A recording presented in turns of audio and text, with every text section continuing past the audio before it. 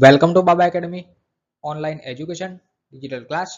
હું ગૌરવ મકવાણા બાબા એકેડમીના online digital platform ઉપર આપ સર્વે વિદ્યાર્થી મિત્રોનું હાર્દિક સ્વાગત કરું છું. તો આપણે ભણી રહ્યા છે ધોરણ 8 વિષય ગણિત, પ્રકરણ નંબર 2 છે એક ચલ સુરેખ સમીકરણ, જેમાં સ્વાધ્યાય 2.2 નો અભ્યાસ કરી રહ્યા છે. બરાબર, આ એની સ્ટેટમેન્ટ આપ્યું છે અને દાખલા નંબર કયો પહોંચે છે? દાખલા નંબર 9 સુધી પહોંચ્યા છે. શું આપ્યું છે સ્ટેટમેન્ટ? તો કે સાદુરૂપ આપી નીચેના સમીકરણને ઉકેલો. સાદુરૂપ આપી નીચેના સમીકરણો ઉકેલવાના છે. બરાબર, તો દાખલા નંબર 1 થી 8 ભણી ગયા. જો ના જોયા હોય તો પ્લેલિસ્ટમાં જઈને જોઈ લેવા. બરાબર, ચલો તો જોઈએ દાખલા નંબર 9.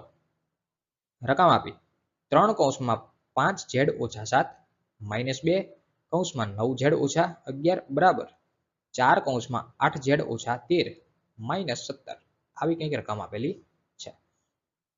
તો શું કરશો? તો અહીં આપેલ રકમ લખવાની. અહીં શું લખશો કે અહીં 3 કૌંસમાં 5z - 7 -2 કૌંસમાં 9z - 11 બરાબર 4 કૌંસમાં 8z - 13 -17 આપેલ છે. ફરી વખત રકમ લખવાની માટે કરીને માટે 3 કૌંસમાં 5z - 7 -2 કૌંસમાં 9z - 11 બરાબર 4 કૌંસમાં 8z - 13 -17 આપેલા છે. હવે શું કરવાનું? તો હવે જે કૌંસની બહાર આપ્યું છે એને કૌંસમાં ગુણી નાખવાનું. 3 કૌંસમાં 5 3 પંચા 15z 3 નો ગુણાકાર 7 સાથે 3 સિત્તા 21 તો કે -21 2 નો 18z તો -18 અને માઇનસ પ્લસ અને 2 11 22 એટલે 11 દુ 22 પણ પ્લસ 22 બરાબરની બીજી બાજુ 4 ઈઠા 32z અને 13 ચોક 52 પણ માઇનસ અને -17 અલગથી મૂકેલા છે તો -17 ને કઈ હળી કરવાનું નહીં, -17 એમને એમ રાખવાના. ચલો આ થઈ ગયું. ફરી વખત જોઈ લે. 3 પંચા 15z તો આ થયા 15z 3 સિત્તા 21 પણ માઇનસ છે તો -21 2 9 18 પણ -18 તો -18z 11 2 22 તો 22 આ પ્લસ સોરી માઇનસ અને આ માઇનસ થાય પ્લસ એટલે અહીંયા મૂક્યા પ્લસ. બોલો ડન. ઓકે બરાબરની બીજી બાજુ 4 ઈઠા 32 z તો 32z 13 ચોક 52 પણ માઇનસ તો -52 અને -17 એ એમના એમ એની કોઈ સાથે ગુણાયેલું નથી, અલગ જ છે -17 તો એ અલગ. ચલો ઓકે જોઈએ આગળ. હવે શું કરવાનું? બધા z વાળા એક બાજુ અને બધા અચળ પદ એક બાજુ. તો જો 15z - 18z 15 - 18 એટલે કે મોટી સંખ્યામાં એની વાત કરવાની. 18 માંથી 15 કાઢીએ તો 3 વધે. કેટલા વધે? 3. પણ મોટી સંખ્યા છે 18 એની નિશાની છે માઇનસ તો -3 થાય. z છે તો z.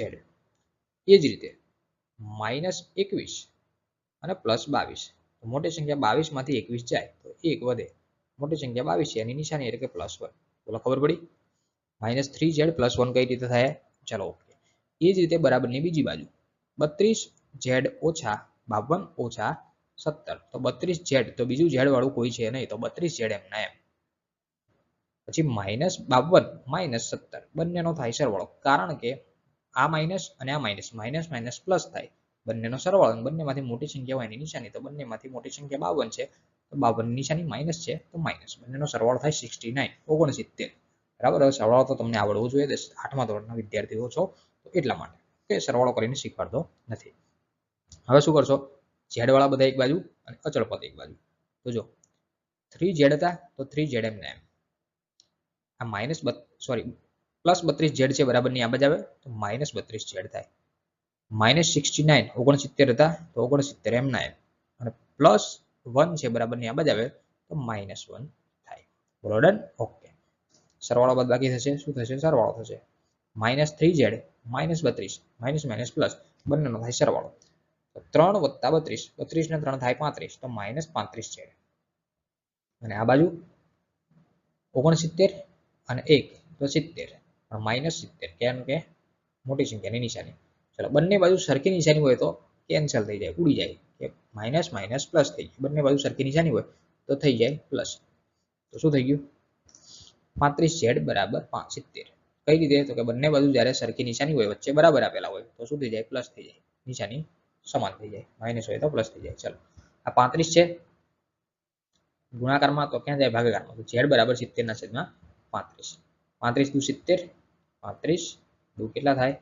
70 તો z બરાબર કેટલા થાય 2 z બરાબર 2 તો આ હતો દાખલા નંબર 9 અહીંયા ખબર પડી હશે બરાબર કદાચ એવું લાગ્યું હોય કે વધારે ઝડપી ચાલે છે તો આગળના દાખલા જેટલા ભણે બરાબર એ તમે શાંતિથી ભણેલા છો એટલે કદાચ આ તમે કદાચ અપલોડ નહીં કર્યો એ પહેલા તમે કદાચ ગણી રાખ્યો છે બરાબર બ્રિલિયન્ટ સ્ટુડન્ટ છે એને એ કરી લીધું હશે ઓકે ચલો ડન હવે જોઈએ 10મો દાખલો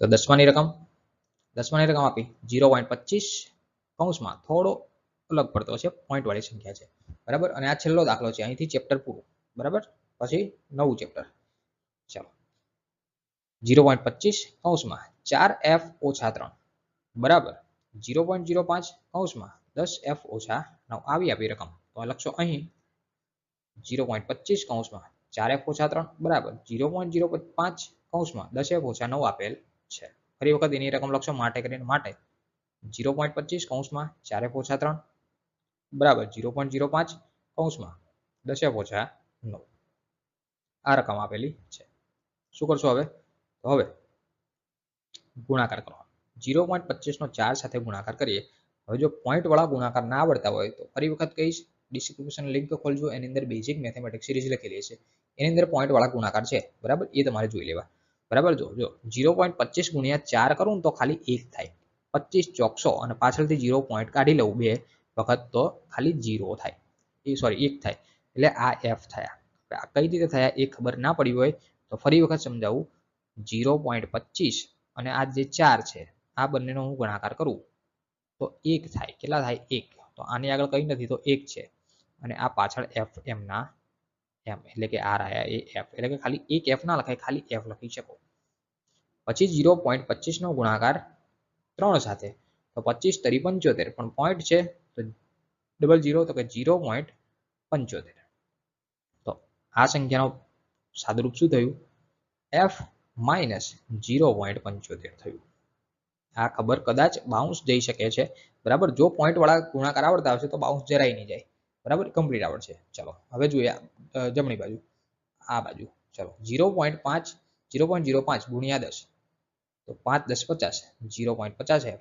બરાબર જો 0.05 નો ગુણાકાર જો 10 સાથે આવડે તમને પોઈન્ટ વાળો તો 0.50 જવાબ આવે અને f 0.05 નો ગુણાકાર 9 સાથે 9 5 45 પોઈન્ટ પછી બે આંકડા કાઢવાના તો 0.45 તો આ થાય 0.45 ફરી વખત કહીશ પોઈન્ટ વાળા ગુણાકાર જોઈ લેજો બરાબર આપણી જ YouTube ચેનલમાં છે બીજે ક્યાંય ફાફા મારવાના આવશે નહીં બરાબર જો બધા વિડીયો જોયા છે ને તો બધું આવડશે બરાબર છે ઓકે હવે શું કરશો f વાળા એક બાજુ અચળ પદ એક બાજુ તો આ f m નો m આ 0.50 f છે બરાબર ની આ બાજુ આવે તો માઇનસ થાય કેમ કે પ્લસ હતો ઓલી બાજુ તો માઇનસ 0.5 આ માઇનસ 0.45 છે એ m ના m અને આ માઇનસ 0.75 આ બાજુ આવે તો પ્લસ 75 થાય બરાબર તો ચલો માઇનસ 1 ઓછા 0.050 બરાબર હવે જો f ની આગળ કઈ ના હોય તો 1 હોય શું હોય 1 તો 1 ઓછા 0.50 બાદ કરવાના હવે ગુણાકાર ને બાદ બાકી પણ પોઈન્ટ વાળે શીખવાડેલી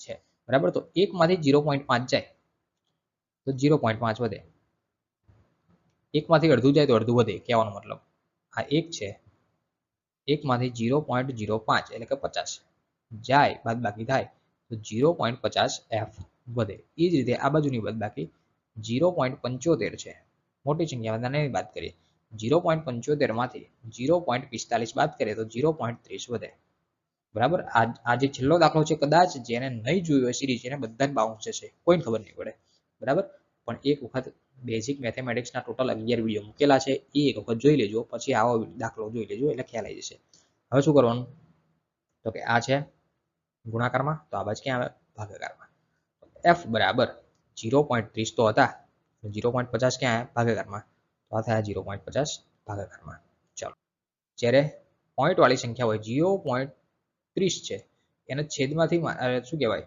પોઈન્ટ દૂર કરવો હોય તો 30 ના છેદમાં 100 લખાય કારણ કે પોઈન્ટ પછી કેટલા આંકડા છે જો પોઈન્ટ પછી બે આંકડા તો એકની પાછળ બે જીરો મૂકવાના એકની પાછળ કેટલા જીરો મૂકવાના બે જીરો અને ઉપરથી જીરો કાઢી નાખવાના પોઈન્ટ પછી કેટલા આંકડા બે તો 50 ના છેદમાં 100 બોલો હવે ખબર પડી ક્લિયર છેદનો છેદ હોય તો ઉડી જાય 100 કેન્સલ છેદનો છેદ હોય તો સમાન ઉડી જાય તો વધીશું 30 ના છેદમાં 50 તો આ 30 ના છેદમાં 50 છેદ સરખું છું 0 0 કેન્સલ વધ્યું શું 3/5 તો આ થયો તમારો મુખ્ય જવાબ 3/5 પણ આપણને બુકની પાછળ જોવા જઈએ તો 0 પોઈન્ટ આપે છે તો 3/5 કરું તો 0.6 થાય બરાબર હવે આ ભાગાકાર મેં શીખવાડ્યો છે બેઝિક સિરીઝ જોઈ લેશો એની અંદર બધું આવી જશે 3/5 એટલે કે 0.6 તો અહીંયા આપણો દાખલા નંબર 10 પૂરો બરાબર અને લેક્ચર પૂરો આખું ચેપ્ટર પૂરું બરાબર આખા ચેપ્ટરમાં 10 દાખલાની અંદર 2.1 અને 2.2 કંઈ પણ ડાઉટ હોય તો કોમેન્ટ કરજો અલગથી વિડીયો બનાવીને મૂકીશ બરાબર જો કોમેન્ટની અંદર જવાબ આપવાનો પ્રયત્ન થશે તો કોમેન્ટમાં જ આપી દઈશું બાકી અલગથી વિડીયો બનાવીને આપણે મૂકી દઈશું આ દાખલો કદાચ જેને ના આવડ્યો હોય કદાચ 80% ને નહીં આવડ્યો હોય હું એવું વિચારું છું ત્યાં સુધી 80% ને ના આવડ્યો હોય તો એનું કારણ મુખ્ય છે કે બેઝિક સિરીઝ તમે જોયેલી નથી એટલા માટે તમને નહીં આવડે બરાબર પોઈન્ટ વાળા ગુણાકાર શું છે પોઈન્ટ વાળી બાદબાકી શું છે પોઈન્ટ વાળા સરવાળા શું છે જો એ નહીં આવડે તો આ દાખલો આવડશે નહીં બરાબર તો આપણો અહીંયા લેક્ચર પૂરો થાય ચેપ્ટર બેપ્ટર બધું પૂરું થાય સો થેન્ક્સ ફોર અટેન્ડિંગ